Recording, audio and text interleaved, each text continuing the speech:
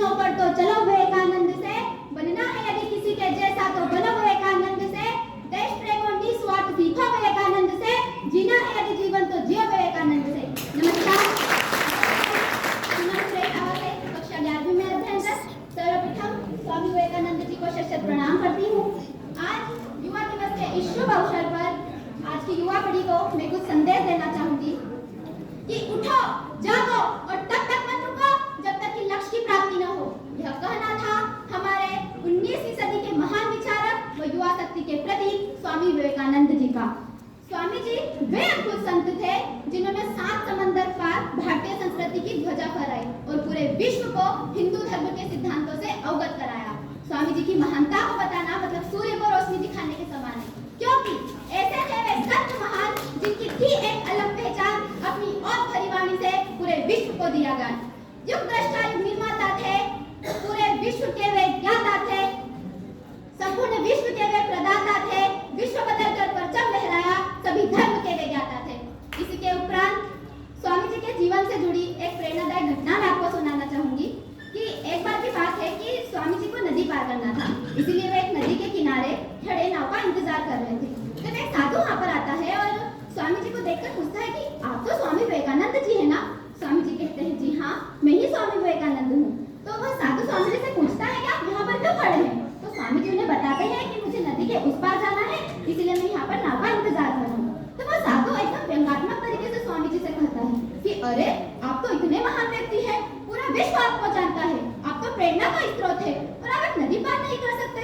देखो मैं तुम्हें नदी पार करके दिखाता हूँ। इतना कहकर वह साधु नदी के पानी पर चलकर नदी के उस पार जाता है और फिर से नदी के पानी पर चलकर स्वामी जी के पास आ जाता है और कहता है कि देखो मैं कितना शक्तिशाली हूँ, मुझमें कितना ज्ञान है, फिर भी मुझे कोई नहीं जानता और तुम एक साधारण से व्यक्ति हो, तुम्हें ना कोई अद्भुत शक्ति है और ना ही मेरे जितना ज्ञान, फिर भी तुम्हें पूरा विश्व जानता है। स्वामी जी मुस्कुराते हैं और कहते हैं कि श्रीमान आपको यह विद्या प्राप्त करने में कितना समय लगा? तो वो साधु बड़े गर्व से कहता है पूरे 15 वर्ष। इतने में स्वामी जी की नाव आ जाती है। स्वामी जी उस साधु को भी कहते हैं कि आप भी मेरे साथ बैठकर नाव पार कीजिए। दोनों नाव पर बैठकर नदी पार करते हैं और नदी के उस पार जाकर स्वामी जी दोनों के 50-50 पैसे मिलाकर 1 रुपया नाव वाले को दे देते हैं। फिर वो मुस्कुराते हैं और साधु से कहते हैं कि श्रीमान जो काम आप केवल 50 पैसे में कर सकते थे, उसके लिए आपने अपने जीवन के 15 वर्ष बर्बाद कर दिए। यदि यही समय आप लोगों की भलाई में लगाते तो आज आपको भी पूरा विश्व जानता। मैंने यही किया, इसलिए मुझे पूरा विश्व जानता है और आपको कोई नहीं जानता। स्वामी जी साधु से कहते हैं कि आप ही की तरह दुनिया में से कई लोग हैं जो ऐसी चीजों में अपने दिन, हफ्ते, महीने और साल बर्बाद कर देते हैं जिनका उनके जीवन में कोई मतलब ही नहीं होता। तो साथियों, अपने टाइम को ऐसी जगह लगाओ जहां उसका एक्चुअल में कोई सेंस निकले। समय अमूल्य है, एवरी मिनट इज एक्सपेंसिव।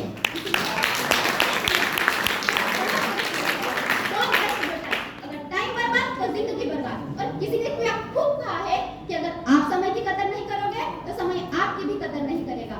इस कहानी से हमें एक और बहुत अच्छी शिक्षा मिलती है कि जीवन में कितने भी ऊंचे पद पर चले जाओ, कितने भी काबिल क्यों न हो जाओ, पर कभी अहंकार मत करो, क्योंकि पूरा विश्व जीत सकते हैं संस्कार से और जीता हुआ भी हार सकते हैं अहंकार से।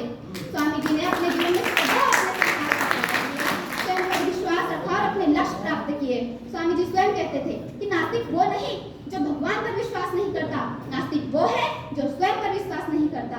कि बचा ले जो हर तूफान से उसे आस कहते हैं, बचा ले जो हर तूफान से उसे आस कहते हैं, बड़ा मजबूत है वो धागा जिसे विश्वास कहते हैं। आज की युवा पीढ़ी से मैं यही प्रार्थना करती हूँ कि वह भी स्वामी जी के पथ पर चले, अपने लक्ष्य प्राप्त करे और देश का नाम रोशन करे। अपने युवा भाइयों को हौसला बढ़ाने के लिए मैं उनके लिए कुछ पंक्तियां कहना चाहूंगी कि स्वामी जी ने अपना जीवन निकाला देश की भलाई में, स्वामी जी ने अपना जीवन निकाला देश की भलाई में। ए आज के युवा तू ना छुप यूं रजाई में, जाग युवा वर्ग तुझे इतिहास बनाना है, जाग युवा वर्ग तुझे इतिहास बनाना है, मिलेगा मोबाइल चलाने से ज्यादा आनंद, बस सोया विवेक जगाना है।